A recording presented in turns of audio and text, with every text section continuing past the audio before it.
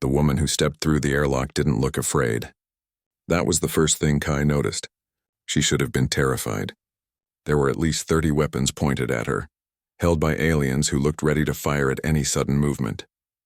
But Captain Torres just stood there, calm and assessing, her dark eyes scanning the room like she was counting threats and calculating odds. She was maybe 40 years old, with short black hair going gray at the temples. Her uniform was Earth military, black with silver insignia Kai recognized from his childhood. Combat decorations on her chest, a scar running from her jawline down her neck, disappearing under her collar. This wasn't someone who'd spent her career behind a desk. Her hand rested on her sidearm, not threatening. Just ready, professional. The kind of stance that comes from years of training and real combat experience. "Dr. Kai Chen," she said, her voice cutting through the silence. Not a question, a statement. She knew who he was. "That's me," Kai replied, his own voice shaky compared to hers. He was still standing between her and the aliens, his hands raised. "And you are?" "Captain Elena Torres, Earth Defense Force. I'm here on direct orders from Earth Command." Her eyes never stopped moving, tracking every alien, every weapon, every potential threat. "You're coming home now." The way she said it wasn't a request. It was a mission objective, something she intended to complete whether Kai agreed or not. "Home?" Kai felt his stomach twist. "Captain, I don't understand." "What's happened? Why would Earth Command send you all the way out here?" Torres glanced at the armed aliens surrounding them. "That's classified information. I need to brief you in private." "No." Commander Valth's voice came from behind Kai, firm despite the translator's mechanical tone. "Humans cannot be trusted. She stays where we can see her. Where we can hear her." Torres's hand tightened on her weapon just slightly. Kai saw it. Every alien in the room saw it. The tension that had eased just a little when Kai spoke suddenly came roaring back. "Worse than before." "Captain," Kai said quickly. "Don't." "These hostiles have weapons aimed at a ranking officer of Earth's military," Torres said, her voice cold and professional. "That's an act of aggression. I'm authorized to defend myself. They're not hostiles. They're scientists, diplomats, and they're afraid. Then they should lower their weapons. You should lower yours first." Torres finally looked directly at him. Really looked at him. Kai saw something flicker in her eyes. Calculation. Assessment. Deciding if he was compromised, if 3 years among aliens had made him forget whose side he was supposed to be on. "Doctor, I have my orders. You're a citizen of Earth. You're coming with me. We can do this the easy way or the hard way, but either way, you're getting on my ship." Behind Kai, someone made a clicking sound. He recognized it as a Pleiadian battle cry. He'd heard it once during a historical lecture. It was the sound they made right before attacking. This was about to go very, very wrong.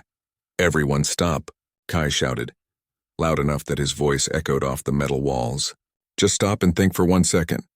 He turned to face Torres fully, putting his back to the aliens, trusting them not to shoot him, hoping that 3 years of friendship meant something.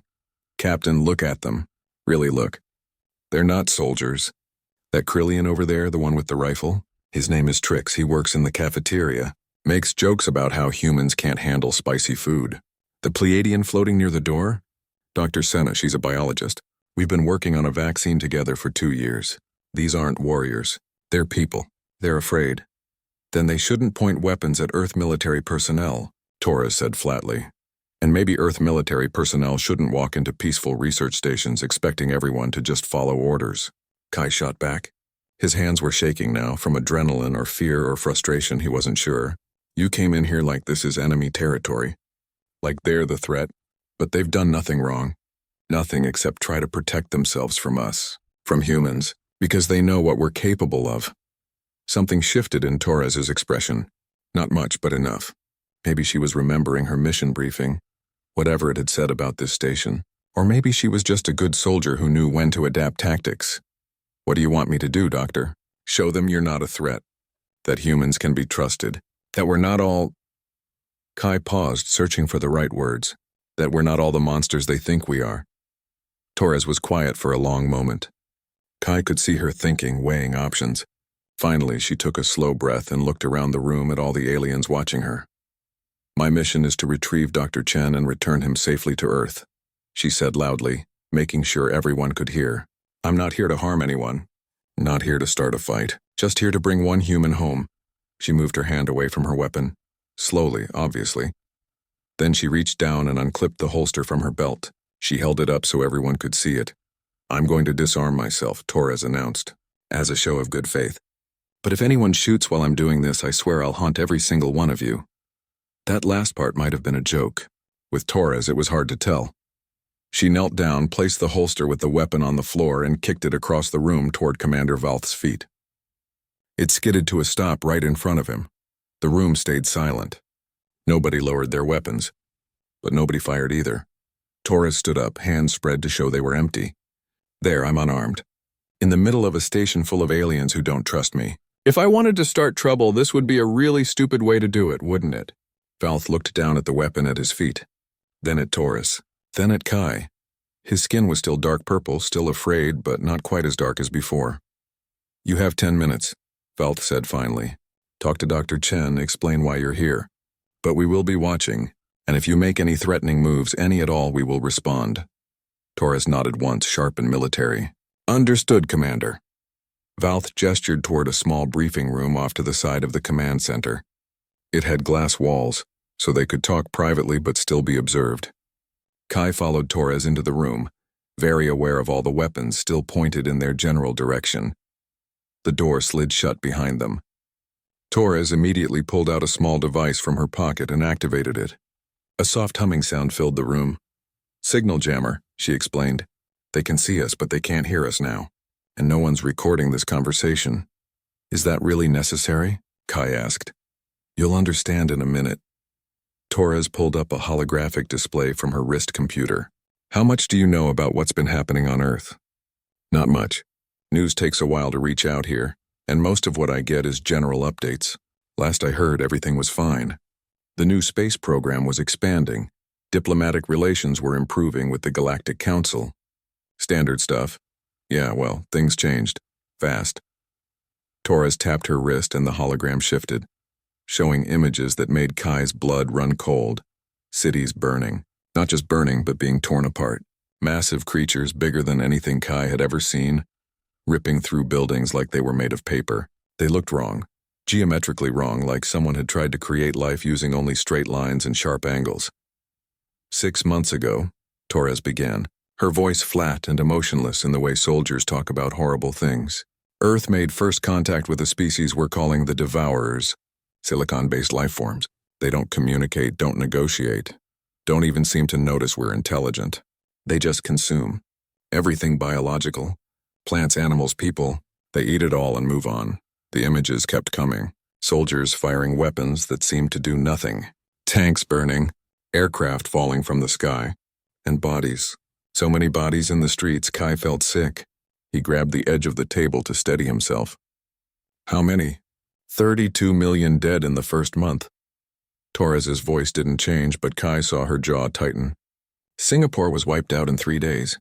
They hit Brazil next, then Northern Africa. Moved fast, hit hard, didn't stop. We couldn't communicate with them, couldn't reason with them, couldn't even slow them down at first. At first?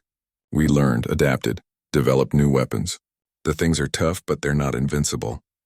We managed to drive them off about 5 months ago. Barely. Cost us everything we had. Most of our military. Huge chunks of our infrastructure, millions of lives. But we won. For now. Kai stared at the images, unable to look away. He saw footage of a final battle. Humans fighting with desperate courage against creatures that seemed unstoppable. Explosions. Laser fire. And eventually, impossibly, the creatures retreating. So it's over? Kai asked quietly. That's the thing. We don't think so. We tracked them when they left. They didn't die or disappear. They just left, headed out into deep space, and the trajectory suggests they're going toward the Beta Quadrant. That's where the Krillian colonies are, and the Pleiadian mining operations. Exactly, which means those things are going to attack someone else, soon. Torres closed the hologram, but here's where it gets complicated. The Galactic Council doesn't see it that way. They think we provoked the attack, that humans expanded into space too aggressively, got too close to Devourer territory and caused this whole mess. That's insane. Maybe, but it's what they believe. Or maybe it's just what they want to. Believe because if we didn't cause it, that means the Devourers could attack anyone. And that's a Kai didn't sleep that night. How could he? Every time he closed his eyes, he saw those images Torres had shown him. Cities destroyed, people dying, 32 million dead. And then he'd see Valth's face, the fear in his friend's eyes, the weapons pointed at Torres. He sat in his small quarters staring at the data chip Torres had given him. His command codes would unlock it, would give him official orders from Earth, orders to betray everything he'd spent 3 years building. Outside his window, stars drifted past slowly as the station rotated. He'd looked at those stars every night for 3 years, finding peace in their steady, silent presence. Tonight they just felt cold and distant. There was a knock at his door, soft, hesitant. "Come in," Kai called. The door slid open and Dr. Senna floated in. Her translucent body was pulsing dim blue, which meant she was sad or worried. Maybe both. "I hope I'm not disturbing you." Her voice came through the translator, softer than usual. "No, I couldn't sleep anyway." Kai gestured to the chair across from his desk. Though Senna didn't really need chairs, she just floated at about sitting height. "What's wrong?" Senna's colors shifted, mixing blue with purple. Complex emotions the translator couldn't quite capture. "Everyone is scared. After what happened today, after she arrived, Captain Torres." "Yes, the other human. She's different from you. She's military, a soldier. I'm a scientist. We're not all the same. I know. In my mind I know this, but..." Senna dimmed a little. "When she walked through that airlock, I was terrified. Actually terrified, and I realized I've been lying to myself for 3 years. Kai felt something heavy settle in his chest. "What do you mean?" "I thought I'd stopped being afraid of humans. I thought I trusted you, saw you as just another colleague. But today when I saw her, when I saw another human, all that fear came back instantly. Like it had never left, it was just hiding." "You don't trust me," Kai said quietly. "I do. That's what makes it so confusing. I trust you, Kai, with my life, with my research, with my secrets, but I don't trust humans. And you're human. How can both things be true?" Kai didn't have an answer. He'd been asking himself the same question since Torres arrived. Senna floated closer. What did she want? Why is she here? This was the moment. Kai could lie. Could say it was just Earth Command checking in. Nothing to worry about. Could protect the secret Torres had shared. Keep playing the role of loyal Earth citizen who followed orders. Or he could tell the truth. He thought about his orders. About the data chip sitting on his desk. About betrayal and loyalty and which one mattered more. Then he thought about Valth's face. About Senna's colors. About 3 years of trust that he'd built one day at a time. Kai made his choice. Earth is in trouble, he said. Bad trouble. I need to call a station meeting. Everyone needs to hear this, all the species representatives. Senna's colors flashed surprised yellow. What kind of trouble? The kind that affects everyone. The kind that makes Earth Command scared enough to order me to steal from you. He picked up the data chip. The kind that makes me realize I need to choose between my planet and my friends. And I'm choosing my friends. Even if it gets me court-martialed. I don't understand.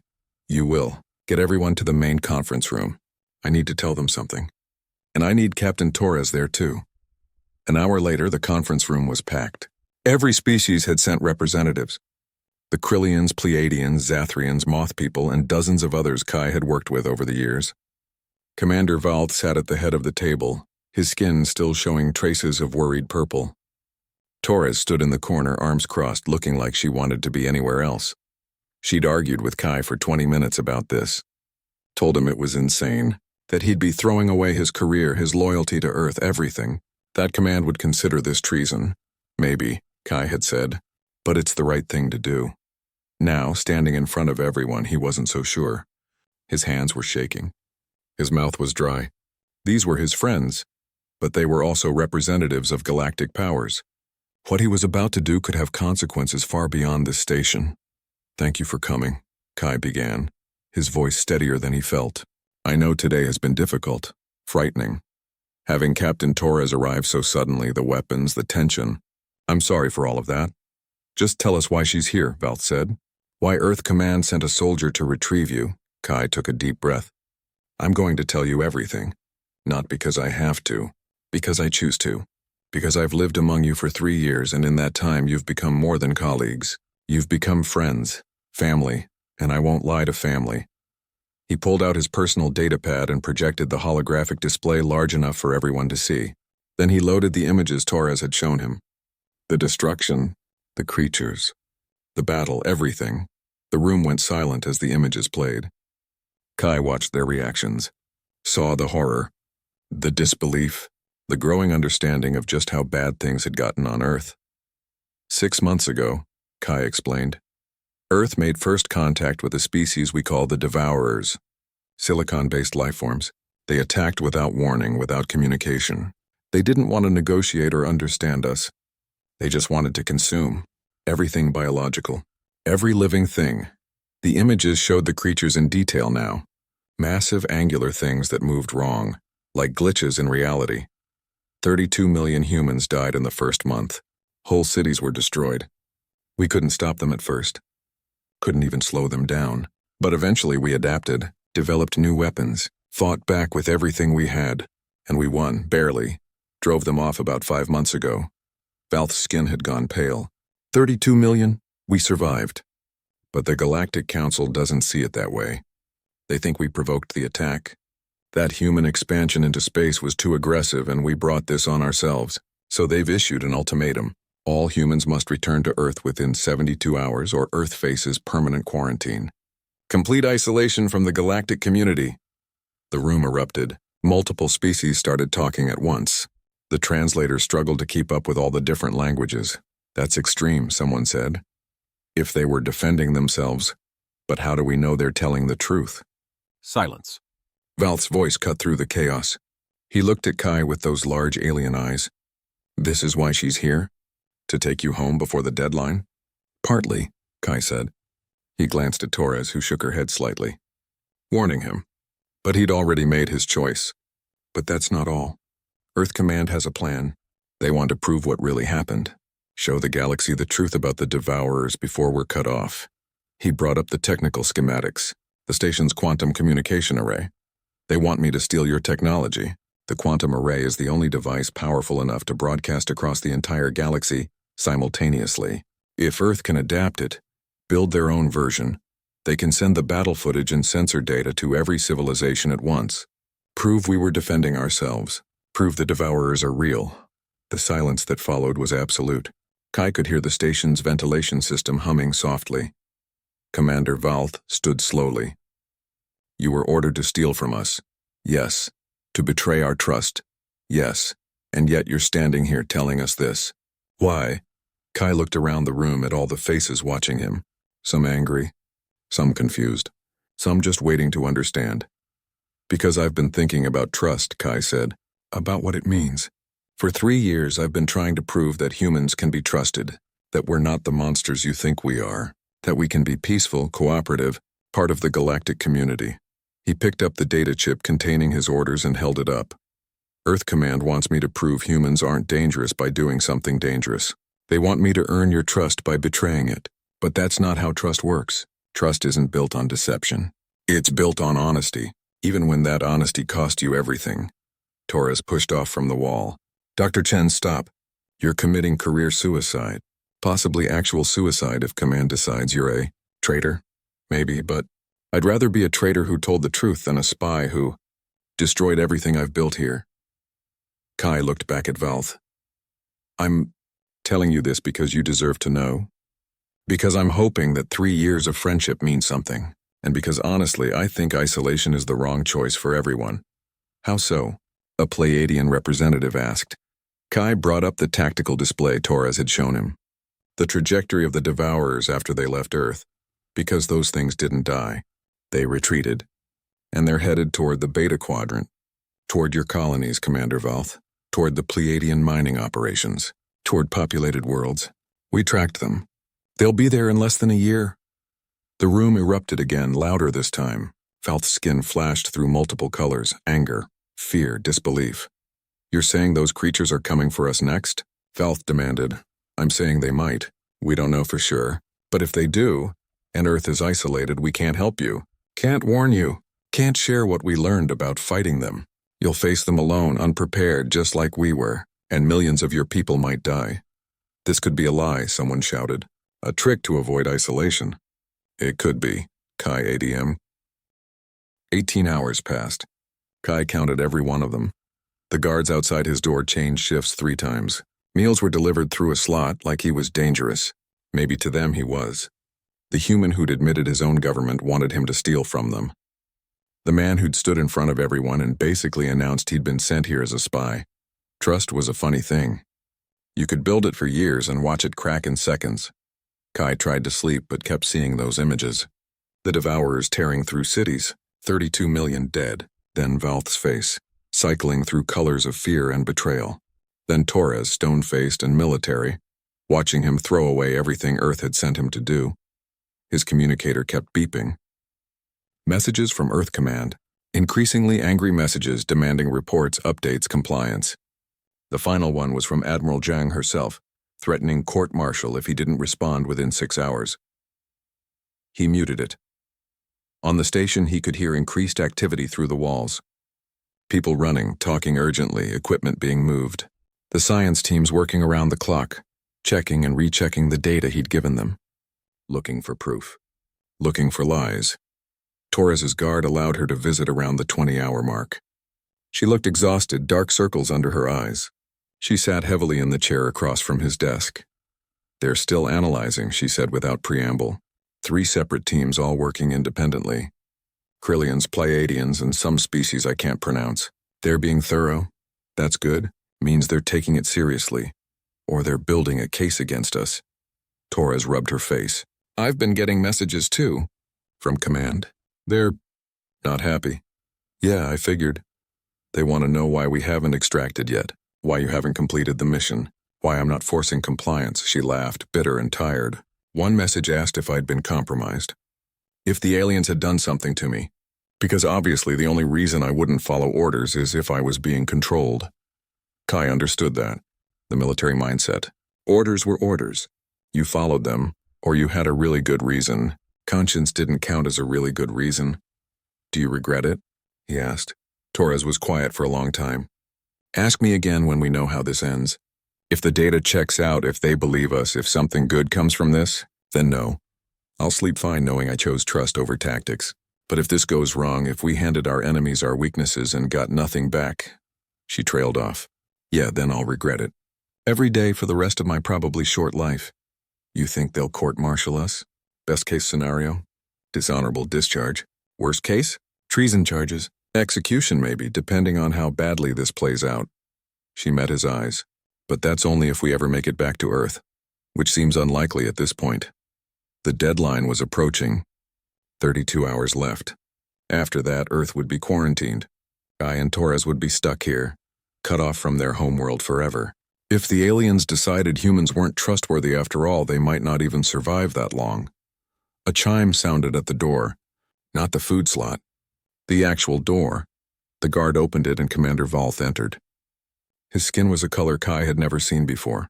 Pale blue mixed with green, swirling together. The translator didn't offer an interpretation of what it meant. "Dr. Chen, Captain Torres." Valth's voice was formal, careful. "The verification is complete. The full station council would like to speak with you both. Now." They followed him through corridors filled with aliens who stopped and stared. Whispers followed them in languages Kai couldn't identify. He caught words through the translator. Humans, danger, trust, betrayal. All mixed together. The council chamber was the largest room on the station. Usually it was used for formal gatherings, celebrations, important announcements. Now it held representatives from all 47 species arranged in a large circle. Every seat filled. Every eye watching as Kai and Torres were led to the center. Commander Valth took his position with the other Krillian representatives. Dr. Senna floated with the Pleiadians, her colors muted and unreadable. Trix was there too, representing station staff, his 4 arms fidgeting nervously. The head counselor, an ancient Zathrian whose crystal body held the weight of centuries, spoke first. The translator rendered her voice as formal and grave. "Dr. Kai Chen and Captain Elena Torres, you have presented this council with information of significant concern. Information that, if true, affects every species in this sector. Information that required us to make difficult choices about trust and verification." Kai's heart was pounding. He couldn't read anything from the counselor's crystalline face. "We have spent the last 18 hours analyzing your data. 3 independent science teams, multiple cross-checks, consultation with our respective homeworlds and outer colonies. We have examined every piece of evidence you provided. Every sensor reading, every tactical report, every image and recording." The pause felt like it lasted forever. "The data is accurate." Kai felt his knees almost buckle with relief.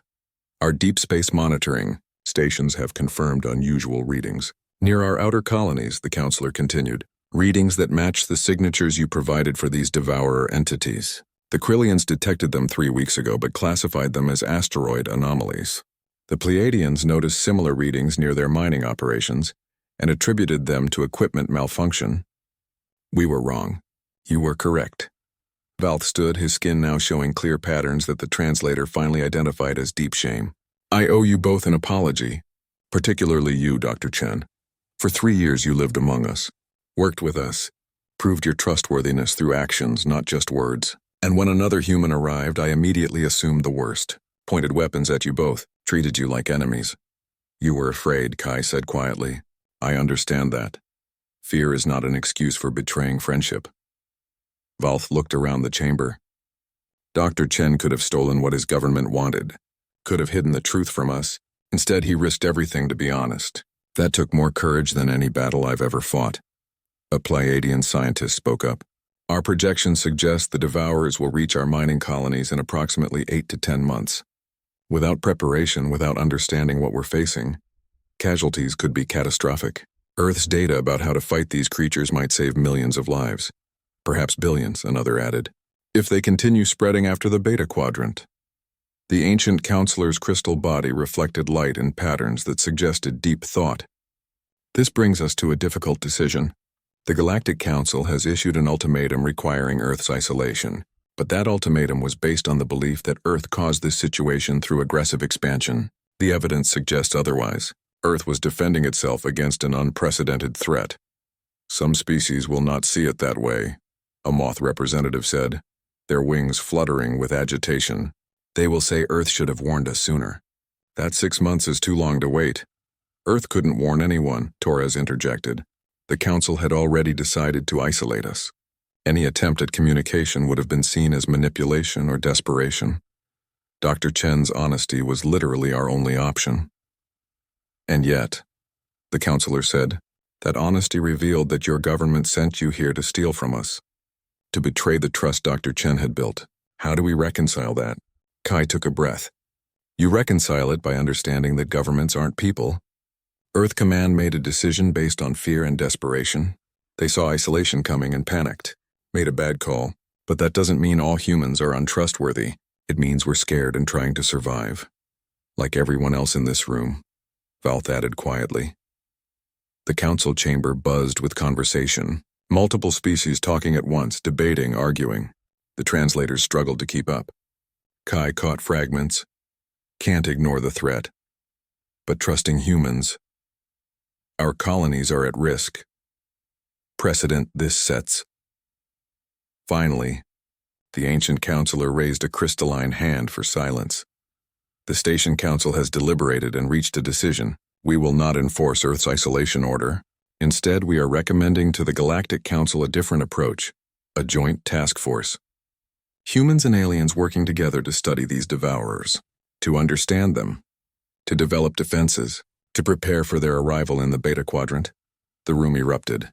Half the species seemed to support the idea. The other half looked horrified. "This is madness," someone shouted. "Humans are dangerous." "The devourers are dangerous," Valth countered. "Humans fought them and survived. That makes them valuable allies, not enemies to be locked away." "Some species will refuse to participate," the Pleiadian scientist said. "The Galactic Council may overrule us." "Let them try," the counselor replied. "This station has autonomy. We can make our own choices about who we work with. If the Council wants to enforce isolation, they'll have to do it by force, and I don't think they're ready for that kind of confrontation."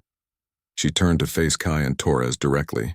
"Dr. Chen, Captain Torres, you are hereby granted asylum on this station, for as long as you wish to stay. Furthermore, we are formally requesting that Earth send additional personnel to participate in this task force.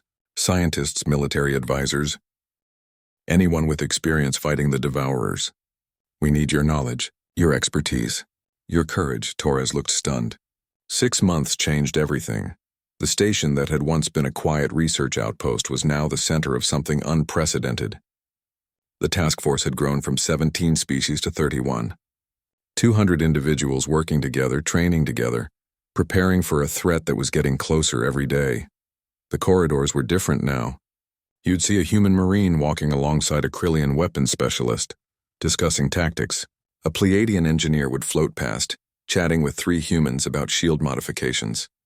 The cafeteria served food from a dozen worlds, and people actually tried each other's meals now, making faces at the weird flavors but laughing about it. Fear hadn't disappeared, but it had transformed into something else, something like respect. Kai walked through the training bay, watching a mixed-species combat drill. Torres was running it, her voice sharp and commanding as always. She'd traded her Earth uniform for something neutral, gray and unmarked.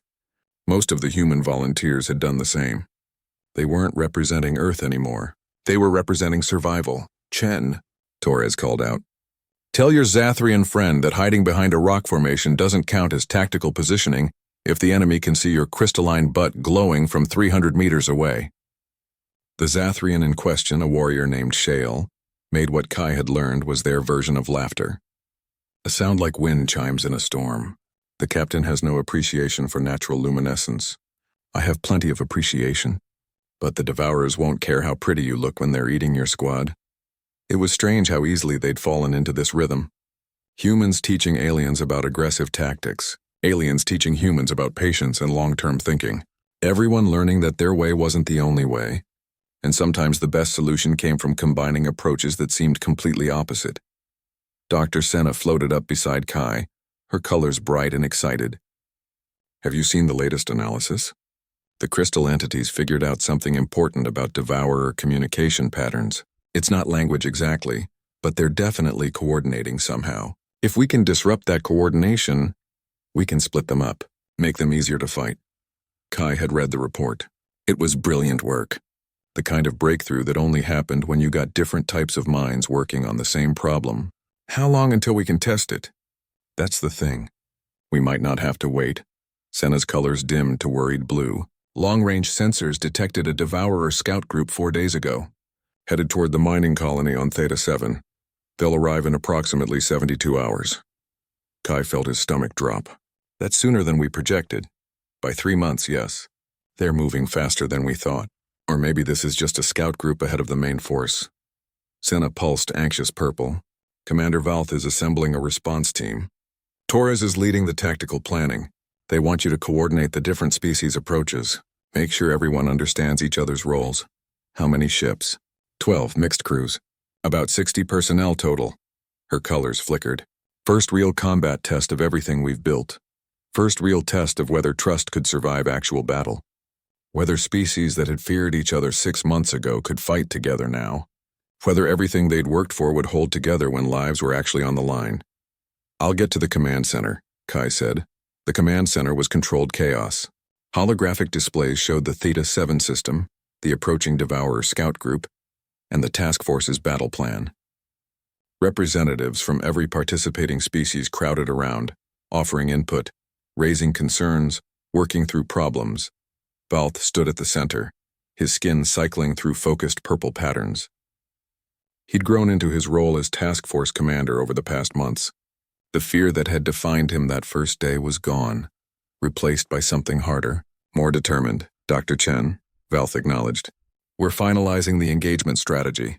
Captain Torres has developed a 3-phase approach, but we need your input on the coordination protocols.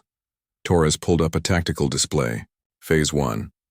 Long-range disruption using the crystal entity's discovery about their communication patterns. That should split the group up. Phase 2. Mixed species fighter wings engage the separated units using combined human-Krillian Pleiadian tactics.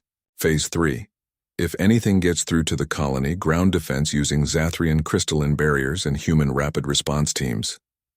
Sounds solid, Kai said, studying the plan. But what about the language barriers during combat? Things happen fast. Translators might not keep up. A moth pilot named Whisper, her compound eyes reflecting the holographic light, spoke up. We've developed a simplified combat language. 30 key phrases, standardized across all species. Basic enough that translators can handle it even under stress. And we've been drilling it for weeks, a human sergeant added. Everyone knows the calls. Shield advance retreat target priority. The essential stuff, Kai nodded. It was smart. Elegant. The kind of solution that only worked when people actually listened to each other instead of assuming they knew best. There's one more thing, Velth said quietly. Casualties are likely. We've never fought these things as a coordinated force. We don't know how they'll respond to our tactics. Some of us might not come back. The room went silent. Everyone knew the risk. But hearing it stated so plainly made it real. A young Krillian, barely old enough to serve, raised one of her 4 hands. Commander, my family. They don't support this. They think working with humans is dangerous. They told me not to volunteer, she paused. But I did anyway. Because I've seen what humans are really like these past months, and I'd rather fight beside them than wonder if we could have saved lives by refusing to try. Same here, a Pleiadian said. My homeworld is furious that I joined this task force. But they're not here. They don't see what we've built, what we could be. One by one, others spoke up. Humans whose families thought they'd betrayed Earth. Aliens whose governments had ordered them home. All of them had stayed. All of them had chosen this. Torres cleared her throat. Look, I'm not good at speeches. That's more Chen's thing. But I'll say this. 6 months ago, I walked through that airlock expecting hostiles. I was wrong. You're not hostiles. You're soldiers. Damn good ones. And if we're going to fight, I can't think of anyone I'd rather have watching my back. She looked at Kai. Except maybe him. He's terrible in a fight, but he's good at keeping people from killing each other, which is its own kind of useful. That got some laughs. The tension eased slightly. Valth brought up the departure schedule. Transport ships leave in 4 hours. Volunteers only. No one is being ordered to go, but we need to decide now who's on the team. Every hand went up. Human, Krillian, Pleiadian, Zathrian, Moth, Crystal, species Kai couldn't even name. Every single person volunteered. That's more than 60 people, Valth said, his skin flashing surprised yellow. Then take more ships, someone suggested. Take all of us, another said. This is what we trained for. This is why we're here. They took 15 ships, 83 personnel. The largest mixed-species combat force ever assembled. Humans who'd fought the Devourers before, teaching aliens who'd never seen combat. Aliens with technology humans had never imagined, sharing it freely. Everyone bringing their strengths, covering each other's weaknesses. Kai watched the ships prepare to launch from the observation deck. Torres had tried to convince him to stay behind, said his skills were better used coordinating from the station. But he'd argued that someone needed to be on site to manage the different species' communication in real time. Someone who understood both the technical side and the personal relationships. She'd finally agreed. Mostly, Kai suspected, because she didn't want to go into combat without a friend nearby. The launch was smooth.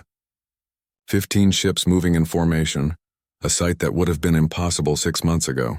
Kai was on the command ship with Velth and Torres, watching sensor readings and managing the communication channels. The journey to Theta 7 took 36 hours. During that time, Kai watched the crews interact, saw humans teaching Krillians their card games, heard Pleiadians sharing stories through color patterns that made everyone laugh, watched species that had been strangers become something like friends. On the second night, Kai found Torres standing alone in the observation bay, staring out at the stars. Can't sleep, he asked. Never could before combat. Too much adrenaline. She didn't look at him. You know what's funny? 6 months ago, I would have said this was impossible. Humans and aliens fighting together, trusting each other with their lives. I would have called anyone who suggested it naive. And now I'm about to bet my life on a Krillian watching my 6 and a Pleiadian providing shield coverage. And I'm not even nervous about it. How did that happen? Kai thought about it. Fear works both ways. It can push you apart or pull you together. We chose together. Very philosophical. I've had time to think about it. Torres finally looked at him. If this goes wrong, if we lose people, was it worth it? You asked me that before, about choosing trust over orders. And you said ask you in a year. Well, we're halfway there. What's your answer now? Kai looked out at the other ships in formation. Elena was 28 years old and broke when the email arrived. A paleontology research team needed an illustrator for their summer expedition in the Canadian Rockies. The pay wasn't great, but it was steady work, and she'd been living off instant noodles for 3 months straight. Her art degree had promised a creative career, but reality had given her freelance gigs that barely covered rent in her tiny Vancouver apartment. She replied to the email within minutes, packed her supplies that same night, and drove into the mountains the next morning. The Burgess Shale fossil site sat high in the Rocky Mountains, surrounded by peaks that still held snow even in June. The research camp consisted of a few weather-beaten tents, a makeshift lab under a tarp, and a team of 7 scientists who looked at her like she was an inconvenience they'd been forced to accommodate. Dr. Chen, the lead researcher, was polite but distant. He showed her to her tent, gave her a brief overview of what they were studying, and handed her a box of fossil samples to sketch. "We need accurate scientific illustrations," he explained, adjusting his glasses. "Just document what you see. Shape, texture, size. Nothing fancy. Think of yourself as a camera, not an artist." Elena nodded and promised to deliver exactly what they needed. She'd heard this speech before from other scientists who viewed art as decoration rather than discovery. That first week, she drew fossils exactly as requested. Precise measurements, clear details, professional work that satisfied the team's need for documentation. But she was bored out of her mind. These weren't just rocks to her. They were creatures that had lived, breathed, hunted, and died in an ocean so ancient that no human words could properly describe its age. 508 million years ago, before fish, before plants on land, before anything that looked remotely familiar. The breakthrough happened on a Thursday afternoon. Dr. Chen brought her a particularly well-preserved trilobite fossil and asked her to sketch it for an upcoming paper. Elena held the stone in her hands, feeling its weight and texture. She stared at the imprint of the creature's segmented body, its compound eyes, its delicate legs frozen in time, and then something shifted. She didn't decide to paint differently. Her hand just moved on its own. Instead of a technical drawing, she created something else entirely. The trilobite wasn't dead anymore in her painting. It was alive, swimming through turquoise water, its legs propelling it across a seafloor covered in strange cup-shaped creatures and primitive sponges. Light filtered down from above, creating rippling patterns. In the background, a massive anomalocaris prowled, its compound eyes searching for prey. Elena painted for 3 hours straight, completely absorbed, barely breathing. When she finally looked up, Dr. Chen was standing behind her, staring at the painting in silence. She tensed, expecting criticism. "I'm sorry," she said quickly. "I know you wanted something simple. I can redo it properly." But he didn't respond. He just kept staring at the painting, his expression unreadable. "Where did you learn about anomalocaris predation patterns?" he finally asked. Elena blinked in confusion. "I don't know what that is," she admitted. He pointed at the large creature in her painting. "This anomalocaris, the apex predator of the Cambrian period. We've been studying its hunting behavior based on fossil evidence. The way you painted it, the position in the water column, the proximity to trilobite habitats, it's all accurate." "How did you know?" She looked at her own painting, genuinely surprised. "I didn't know. I just painted what I saw when I held the fossil." Dr. Chen pulled out his phone and showed her recent research papers his team had been working on. Everything in her painting matched their findings. Details she couldn't have possibly known because the research hadn't been published yet. That night, the entire team gathered in the main tent to look at her work. Some were skeptical, suggesting she'd somehow seen their research notes. Others were intrigued, asking her to try painting other fossils. Dr. Chen remained quiet, studying her painting with intense focus. Finally, he spoke. "Do it again, with a different specimen. I want to see if this was coincidence or something else." Elena spent the next week in a strange new routine. Each morning, Dr. Chen would give her a fossil. She'd hold it, close her eyes, and let images form in her mind. Then she'd paint what she saw. Ancient seafloors teeming with bizarre life. Predators and prey locked in eternal chase. Ecosystems that functioned by rules we were only beginning to understand. And every single painting proved accurate when compared to the latest research data. The scientists stopped treating her like a camera and started treating her like a colleague. They'd bring her fossils and ask what she saw. Her paintings helped them understand ecological relationships they'd only theorized about. She could visualize how creatures moved, what they ate, where they lived in the water column. It was like she had access to a documentary from 500 million years ago that only she could see. But the work began to change her in ways she didn't initially understand. She started having vivid dreams about ancient oceans. She'd wake up feeling like she'd been underwater for hours, her lungs aching for air that wasn't there. The dreams were so realistic that she sometimes struggled to remember which era she was living in. She'd stumble out of her tent at dawn, disoriented, half expecting to see Cambrian seas instead of Canadian mountains. Dr. Chen noticed her growing obsession. "You're working too hard," he said one evening, finding her painting by flashlight long after everyone else had gone to sleep. "You need to rest," but Elena shook her head. "I can't stop now. There's so much more to see. 500 million years of life, of death, of worlds that existed and vanished. I'm just starting to understand it." She began researching mass extinctions on her own, using the camp's satellite internet connection late at night. She learned about the 5 major catastrophes that had nearly wiped out all life on Earth. The Ordovician extinction, the Devonian extinction, the Permian extinction, the worst of all, the Triassic extinction, the Cretaceous extinction that killed the dinosaurs. Each one was a complete reshaping of life on Earth. Each one left behind only fossils and questions. The team expanded their project to include these extinction events. They wanted Elena to paint what these dying worlds looked like. She agreed immediately, hungry for the challenge. Dr. Chen gave her fossils from the Ordovician period, right before a massive glaciation event killed off 85% of all species. Elena held a fossil coral and saw tropical reefs dying as ice expanded across the planet. She painted warm, shallow seas freezing over, creatures struggling in water that grew colder each day until nothing could survive. The painting disturbed everyone who saw it. It wasn't just scientifically accurate. It was emotionally devastating. You could feel the cold radiating from the canvas. You could sense the desperation of life clinging to existence as its world transformed into something hostile. One of the younger researchers actually cried when she saw it. "It's like watching everything die," she whispered. Elena painted 4 more extinction events that summer. Each one was more intense than the last.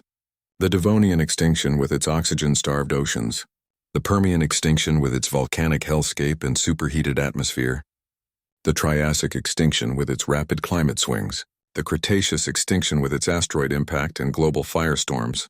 She documented 5 different ways that life on Earth had nearly ended, 5 different apocalypses separated by millions of years. By August, she'd created a visual archive of death unlike anything that existed in paleontology. Museums were calling Dr. Chen asking to display her work. Academic journals wanted to publish her paintings alongside research papers. But Elena barely noticed the attention. She was consumed by a realization that terrified her more than any ancient extinction. She'd started seeing patterns in how these worlds died. Temperature changes, atmospheric shifts, ocean chemistry alterations. Each extinction had its own signature, its own sequence of environmental collapse. And those patterns looked disturbingly familiar. They looked like graphs and data she'd seen before, not from ancient history but from the present day. From climate reports about modern Earth. Elena spread her paintings across the floor of her tent one night, arranging them chronologically. 5 extinct worlds, 5 different catastrophes. She pulled up current climate data on her laptop and placed printouts next to her paintings. The similarities made her hands tremble. Rising temperatures, changing ocean acidity, atmospheric carbon increasing too rapidly for life to adapt. Earth had done this before, 5 times before, and it was doing it again right now, with humans watching it happen in slow motion. Dr. Chen found her like that at 3 in the morning, surrounded by paintings and data, her face illuminated by laptop glow. "Elena, you should sleep," he said gently. She looked up at him with wide, frightened eyes. "We're in the 6th extinction," she said quietly. "It's happening right now. We're living through it. We just can't see it because we're measuring time in human lifetimes instead of geological epochs." He tried to reassure her, tried to explain that modern extinctions were different, that humans could still change course. But Elena had seen 5 dead worlds that summer. She'd painted their last moments over and over. She knew how extinctions worked. They didn't announce,